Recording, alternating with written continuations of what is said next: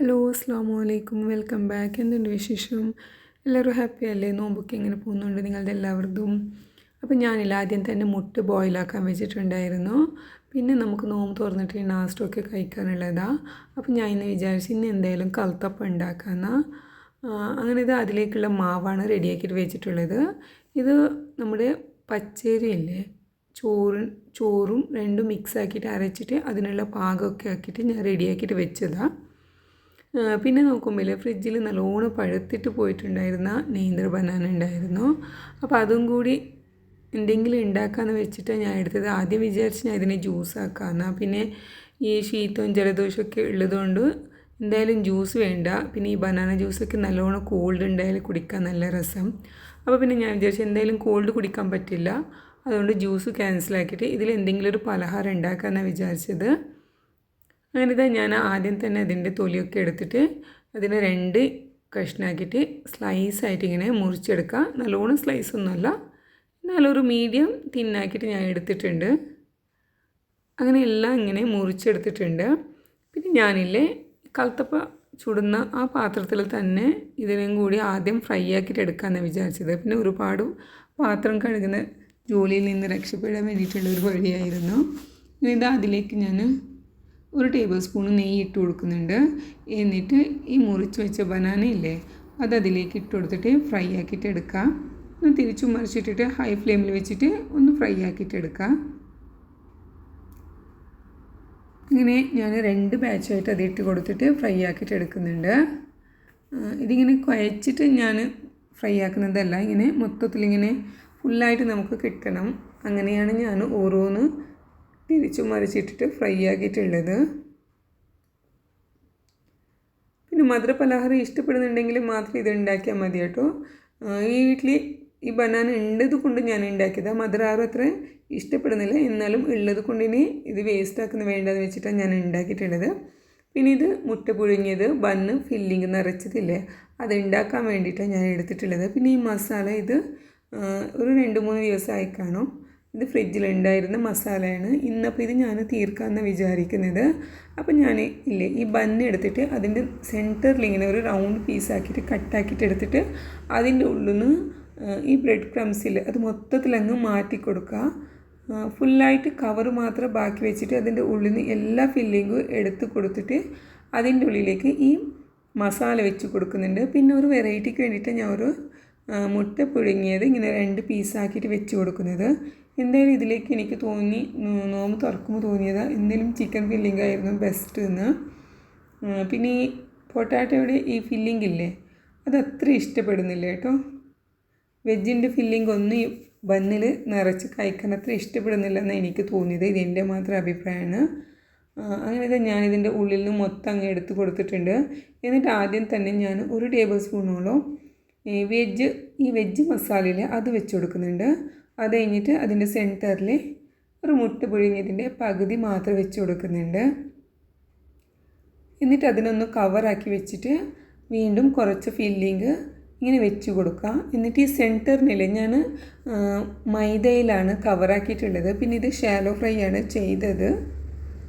ഇഷ്ടപ്പെടാൻ പറ്റുന്നവർക്കൊക്കെ ഈ ആലു ഫില്ലിംഗ് ഇല്ലേ അത് ഇഷ്ടപ്പെടുന്നവർക്കൊക്കെ ഈ ഒരു മസാല അടിപൊളിയാണ്. അല്ലാന്നുണ്ടെങ്കിൽ എന്നെപ്പോലത്തെ ആൾക്കാരാണെങ്കിൽ ചിക്കനാണ് കേട്ടോ ഏറ്റവും ഇഷ്ടം. അപ്പോൾ ചിക്കനിലാണ് എന്തായാലും ഇത് ഉണ്ടാക്കാൻ നോക്കാം. ഞാനിത് മസാല ഉള്ളത് കൊണ്ട് ഉണ്ടാക്കിയെന്നേ ഉള്ളൂ. അങ്ങനെ ഇതാ എല്ലാം ഇങ്ങനെ ഞാൻ നിറച്ച് കൊടുക്കുന്നുണ്ട്. എന്നിട്ട് ഇതിനെ കവറാക്കാൻ പോകുന്നത് ഞാൻ മൈദ പേസ്റ്റ് ഉണ്ടാക്കിയിട്ടാണ്. ഇനിയിപ്പോൾ ഈ ഉള്ളിൽ നിന്ന് എടുത്ത ഈ ബ്രെഡിനില്ല അതൊക്കെ ക്രംസാക്കി ഇങ്ങനെ ഫ്രീസറിൽ വെച്ച് കൊടുക്കുക. എന്തെങ്കിലും നെക്സ്റ്റ് ഫ്രൈ ആക്കുമ്പോൾ നമുക്കത് യൂസ് ആക്കാമല്ലോ. അങ്ങനെ കരുതിയിട്ട് ഞാനത് ക്രംസാക്കി വെച്ച് കൊടുത്തിട്ടുണ്ട്. ഇനിയിപ്പോൾ ഇതാ കൽത്തപ്പം ഞാൻ ആദ്യമേ ആ ബനാന ഫ്രൈ ആക്കലോട് കൂടി തന്നെ എടുത്തിട്ട് ഞാൻ ഈ പാത്രമൊക്കെ ക്ലീൻ ആക്കിയിട്ട് ഞാൻ ഒരു മാവ് ഒഴിച്ച് കൊടുത്തിട്ടുണ്ടായിരുന്നു. അപ്പം ഞാൻ ഒരുപാട് കൽത്തപ്പൊന്നും ഉണ്ടാക്കിയിട്ടില്ല. ഒരു ദിവസം 2 എണ്ണം ഉണ്ടാക്കിയാൽ അതേ ബാക്കിയാവും. അങ്ങനെ ഇതാ കുറച്ച് ഓയിൽ ഒഴിച്ച് കൊടുക്കുന്നുണ്ട്. പിന്നെ കുറച്ച് ഉള്ളി ഇട്ട് കൊടുക്കുന്നുണ്ട്. എന്നിട്ട് ഈ പാത്രം മൊത്തത്തിലില്ല ഓയിൽ ഇങ്ങനെ തേച്ച് കൊടുത്തിട്ട് 2-3 തവി ഇങ്ങനെ മാവ് ഒഴിച്ച് കൊടുക്കുന്നുണ്ട്.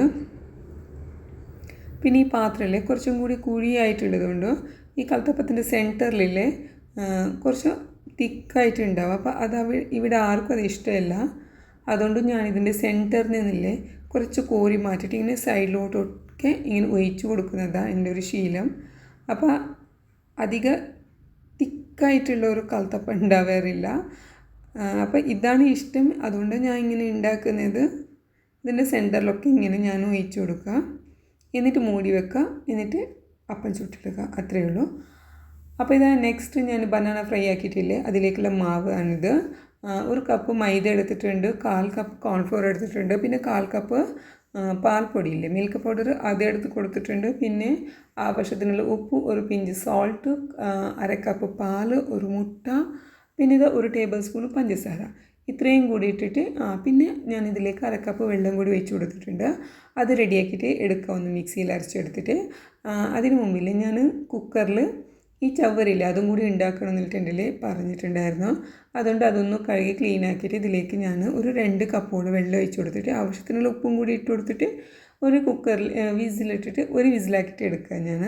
എന്നിട്ടിപ്പോൾ ഞാൻ മാവ് റെഡിയാക്കിയെന്ന് പറഞ്ഞില്ലേ, അത് ഒരു ബൗളിലേക്ക് മാറ്റി കൊടുക്കുക. ഇതിൻ്റെ കൺസിസ്റ്റൻസി എന്ന് പറയുന്നതിൽ നമ്മൾ ദോശമാവിനേക്കാളും കുറച്ചും കൂടി തിക്കായിട്ട് വേണം കേട്ടോ, അത്രയും ലൂസാവണ്ട, കുറച്ചും കൂടി തിക്കാണ്. അപ്പോൾ അത് ഞാൻ നോക്കിയിട്ട് ഇങ്ങനെ കുറച്ച് വെള്ളം ഒഴിച്ച് കൊടുത്തിട്ടാണ് ഞാനിത് റെഡിയാക്കുന്നത്. ഒരുപാട് അങ്ങോട്ട് ലൂസായി പോകണ്ട എന്നിട്ട് വിചാരിച്ചിട്ടാണ്, കാരണം ഇതൊക്കെ എപ്പോഴും ഉണ്ടാക്കുന്നതല്ലല്ലോ.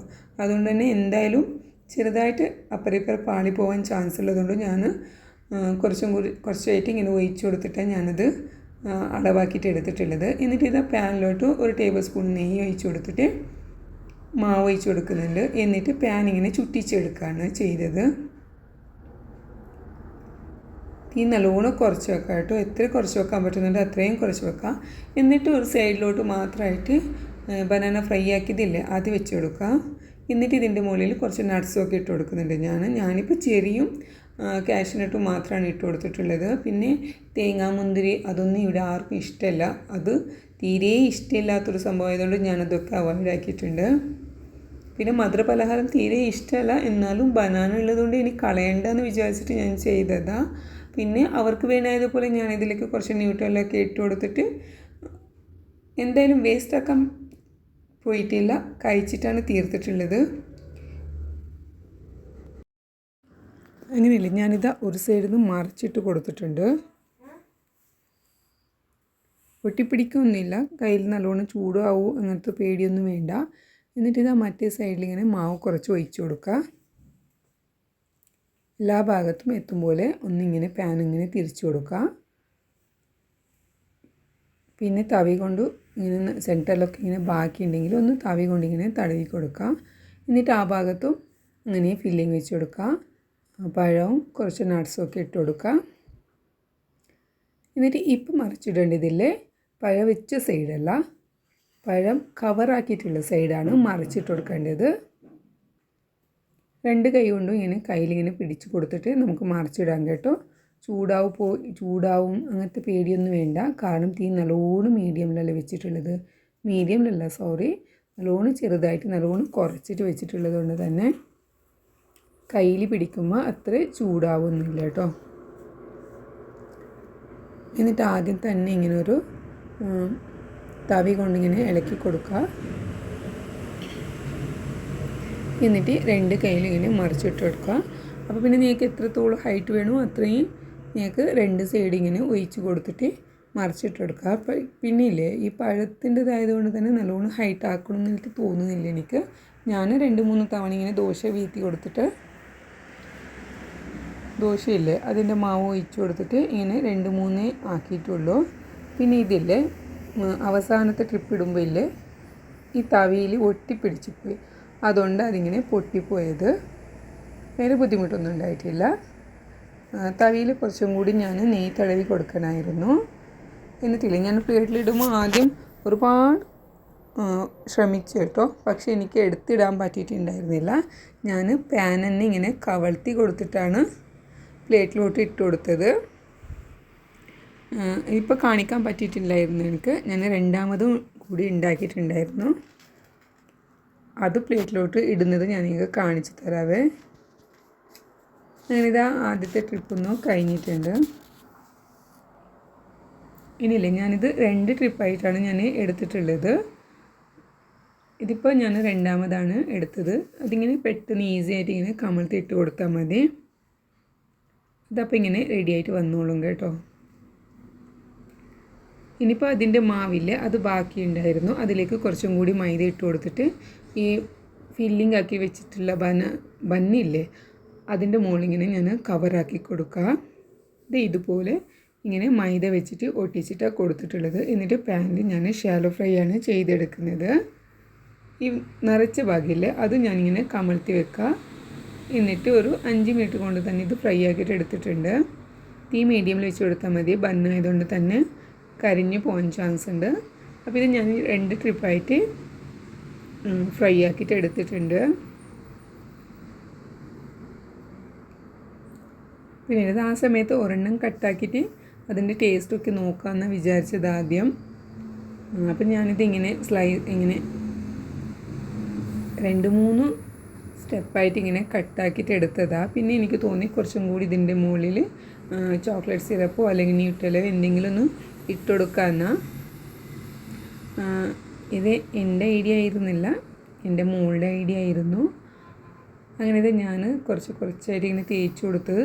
പിന്നെ ഇത് ഫ്രിഡ്ജിലുള്ളത് കൊണ്ട് തന്നെ നല്ലോണം കട്ടിക്ക് ഉണ്ടായിരുന്നു. നിങ്ങൾക്കെല്ലാം നല്ല ഹോറിൻ്റെ ശബ്ദമൊക്കെ കേൾക്കാവില്ല നിങ്ങൾക്ക്.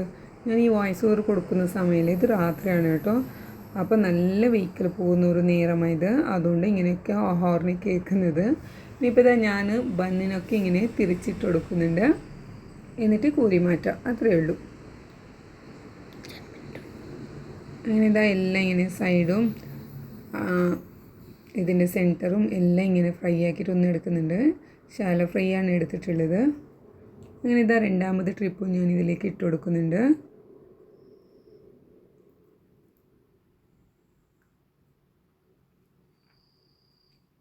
എന്നിട്ട് അതും കൂടി കോരി മാറ്റാം.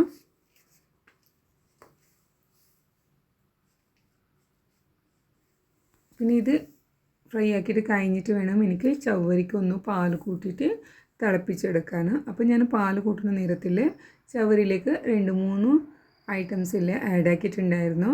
അപ്പോൾ ഇതാ പാൽ കൂട്ടി കൊടുത്തിട്ടുണ്ട്. എന്നിട്ട് ഇതിലേക്ക് പഞ്ചസാര ഇട്ട് കൊടുക്കുന്നുണ്ട്. എന്നിട്ടില്ലേ കുറച്ച് അണ്ടിപ്പരിപ്പില്ലേ അത് പൊടിച്ചത് എൻ്റെ ഉണ്ടായിരുന്നു, അതും കൂടി ഇട്ട് കൊടുക്കുന്നുണ്ട്. പിന്നെ ഇതില്ലേ വലിയ കടലപ്പരിപ്പാണ് കേട്ടോ, അത് വേവിച്ചിട്ട് വെച്ചിട്ടുണ്ടായിരുന്നു. ഈ റാഗി മണ്ണെന്ന് പറയുന്നില്ലേ അതിലേക്ക് ഇടാൻ വേണ്ടിയിട്ട് ഞാൻ ഉണ്ടാക്കിയതാണ്.